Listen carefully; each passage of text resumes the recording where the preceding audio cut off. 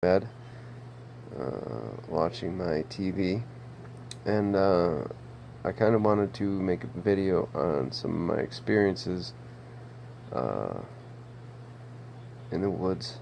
Some people say Bigfoot, Sasquatch. Other people are skeptical, undetermined. My experiences started in 2013. I should start by saying that I metal detect. It's my hobby.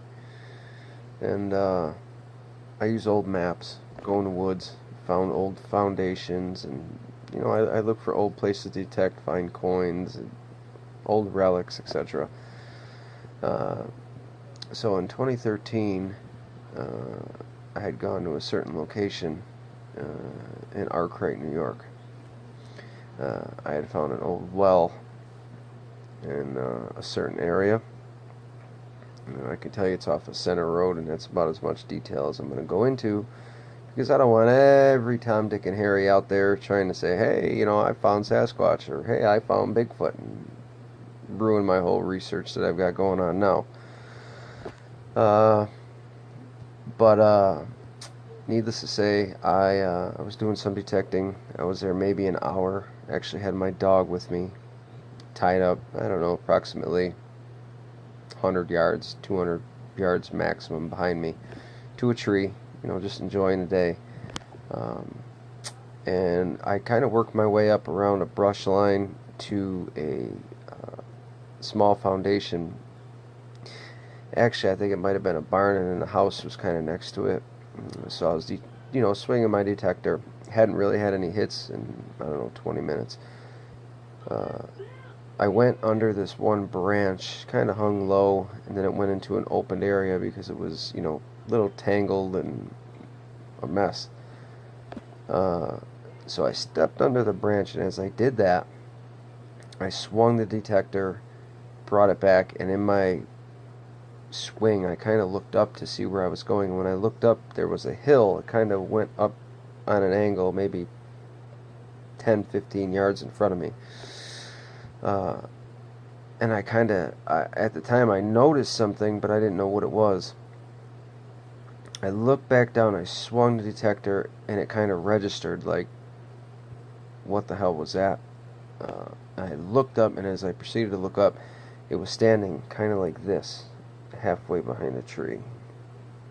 You're talking 10 to 15 yards ahead of me up on the hill.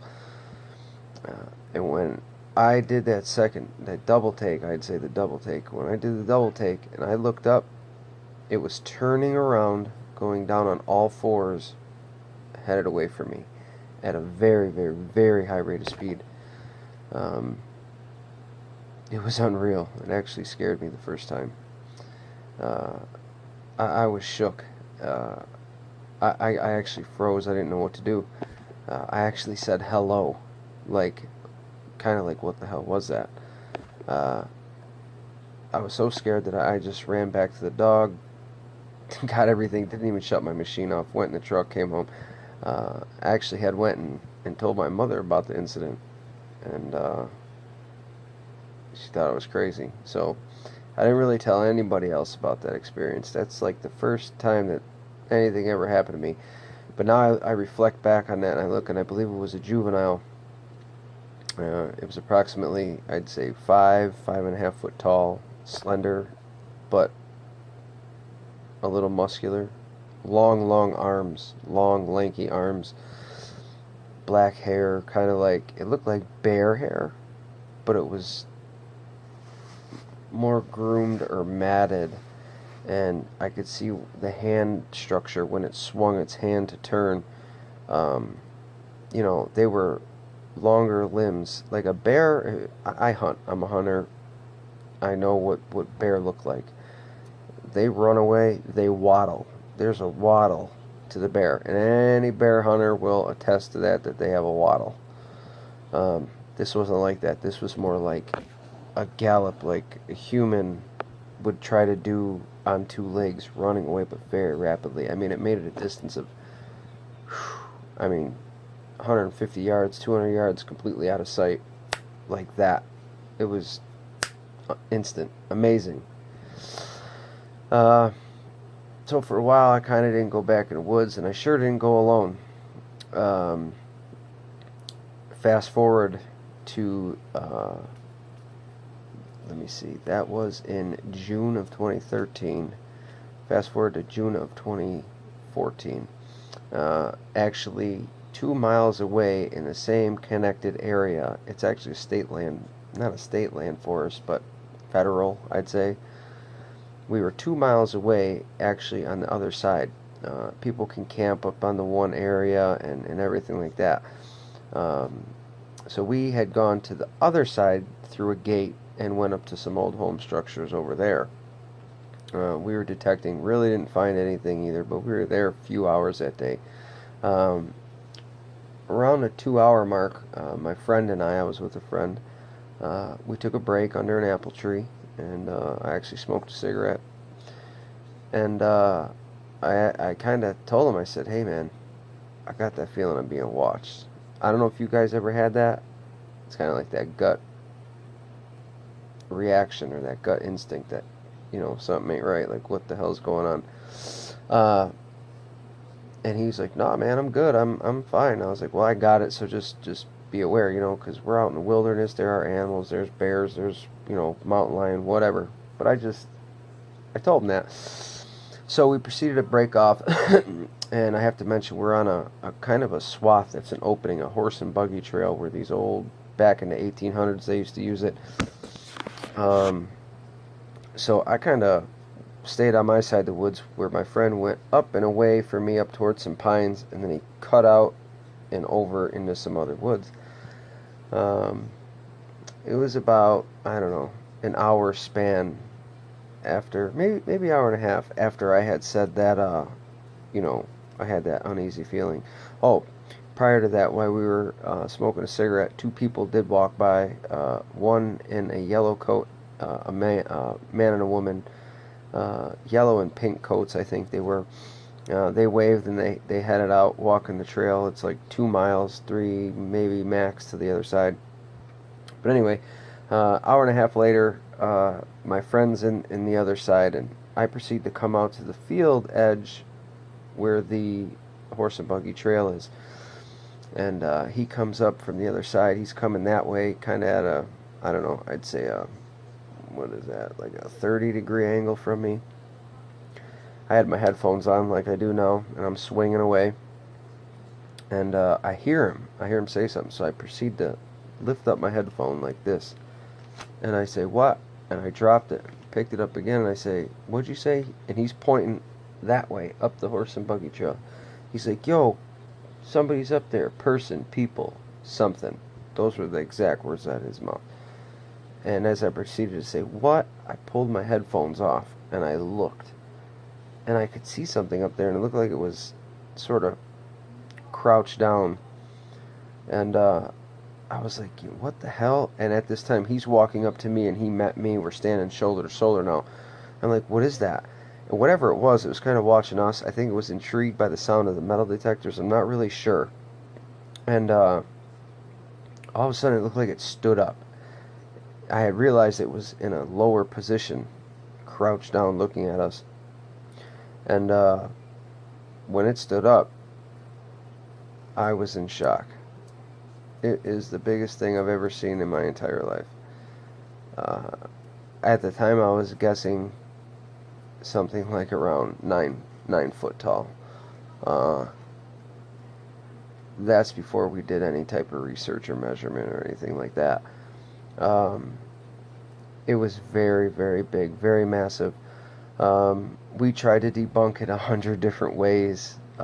This was a good 45-second, 1 minute full sighting, standing there, interaction, looking at us looking at it, at a distance of about 300 yards. Now people say, well, 300 yards is kind of far. Well, this was in the open.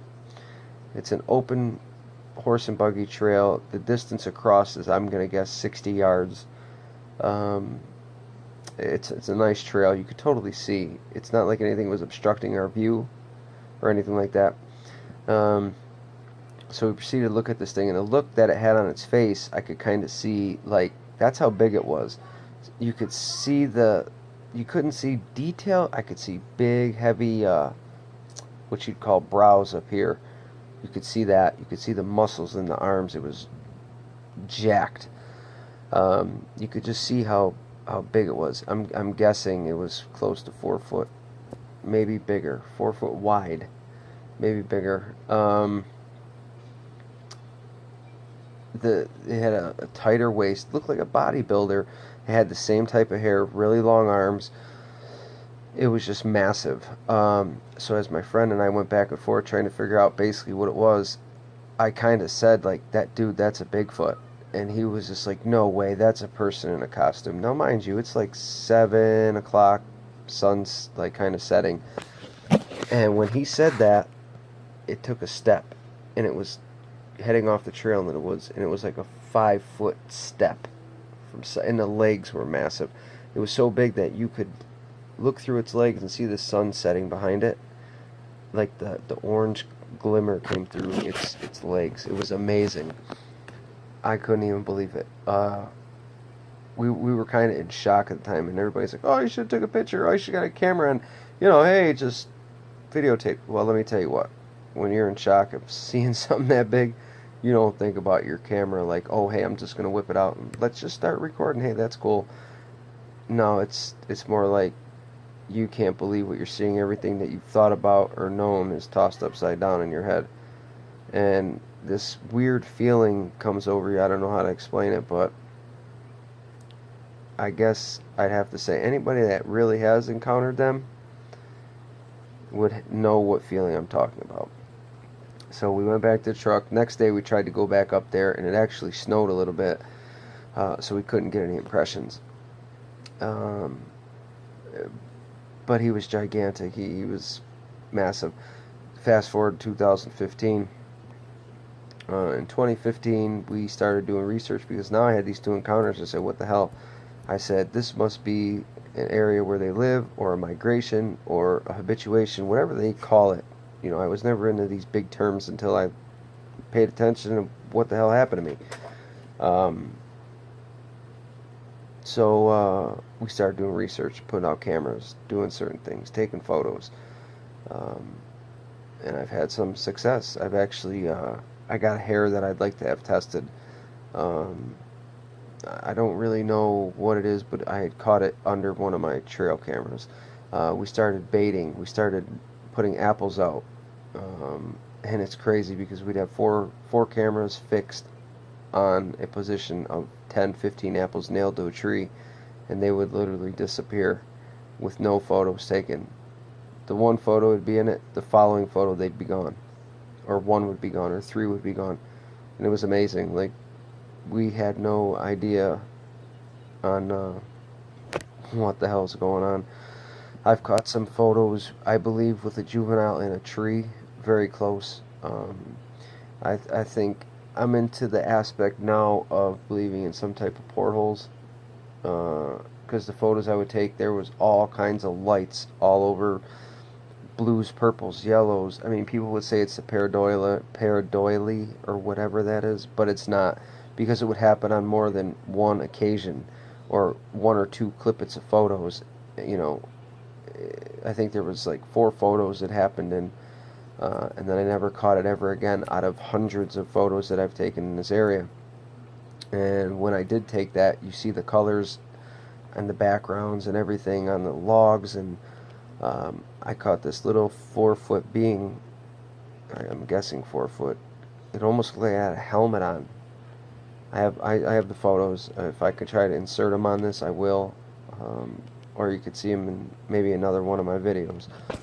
But it's like walking out at a distance of about 160 yards away. And the way I started catching all these things is the minute I step in the woods, I take my phone and I start clicking, click, click, click. I mean, I'll literally take 200 photos while we're out there. I'm just clicking away at everything I can see, and then I'll come home and analyze them, because at the time you don't see it. I've gotten now, well, I had 5 plaster casts. 2 I still have, 3 unfortunately got broken.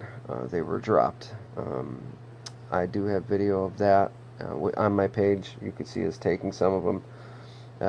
I believe there's a family up there in this area. There are 19-inch cast impressions, which I show taking. I have a 13 and a 15.5 right now. The 16 and 2 of the 19s are the ones that have broken. So I don't know if they're just using this area to live, or if it's just the April, May, June time span, because that's when I seem to have the most activity, and then after that, nothing. This area is kind of closed off in the winter. Excuse me. Even if you got a four-wheel drive, you can't get up there. You'd have to use like a snowmobile to get back through the area. I mean, it's a dead-end road and it's blocked up. It's not plowed through. It's rough country. But we found trackways in the new tilled-up soil from the farmer. I mean, I've taken photos. I wear a 13-inch shoe, so I've taken photos and I've got 16-inch impressions.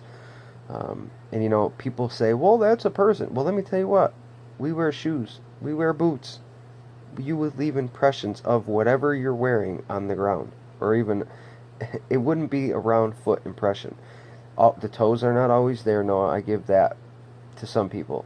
Sometimes they are, sometimes they're not. I just think it's how the foot lays. But if you're going to use a gym shoe or a boot and walk through a choppy field, you're going to leave a impression of a shoe or something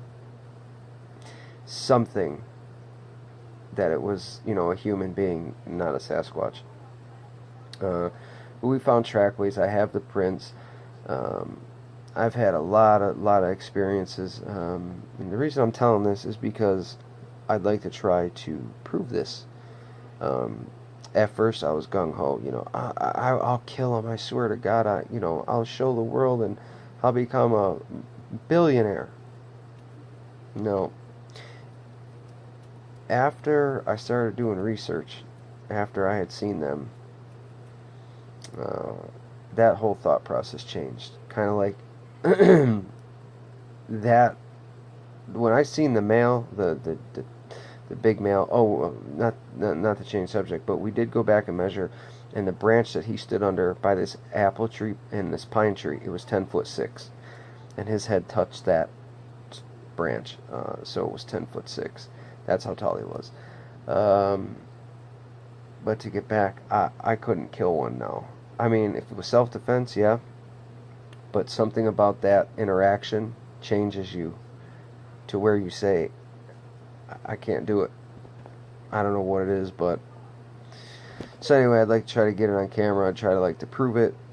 I'd like to have some things tested this year that I'm coming up. I'm going to put out 16 new trail cameras. I'm going to go back to a gating area where they take, you know, I've caught teepee structures. I've caught another structure where they break trees off and they lay them between two trees like that, creating a gate. I mean, you know, like you've seen, there's snow load, there's wind, and there's rot. Those are the three things affecting trees. You can tell it, you can see it, but when other trees are moved, or there's no roots, or they're lifted, or they're put in place, or you can just tell. You can really tell. You know, some of these gung-ho people, oh my God, look at there, that must be Sasquatch, it's broken, and they're nuts. Some people have a sighting, and I feel bad for them because they can't get it out of their mind, which I couldn't for a while either. But everything they go after is a Sasquatch. Oh, that's Sasquatch. Oh, see that blur? That's Sasquatch. That, everything, that. So you got to separate reality from what you've seen. It does flip everything in your mind upside down. But all in all, you know, you got to face the facts. A lot of people won't believe you. Me, I'm a knower. That's where I'm at now. Past the believer, I'm a knower. So I don't care what you or Tom, Dick, and Harry have to say, because I know they exist. I don't care what you say. This is just my testimony to everybody else out there, so they know my experiences. And I will continue this whole summer, this whole spring, when I'm out there, to add videos, see what I can catch, prove. I'd love to prove it. I do have a clear photo. I was walking, and when I always click up in the trees everywhere. I mean, I'm clicking away, and I caught this one, which is actually scary. I didn't catch it till I got home. Actually, another lady caught it. I didn't even catch it.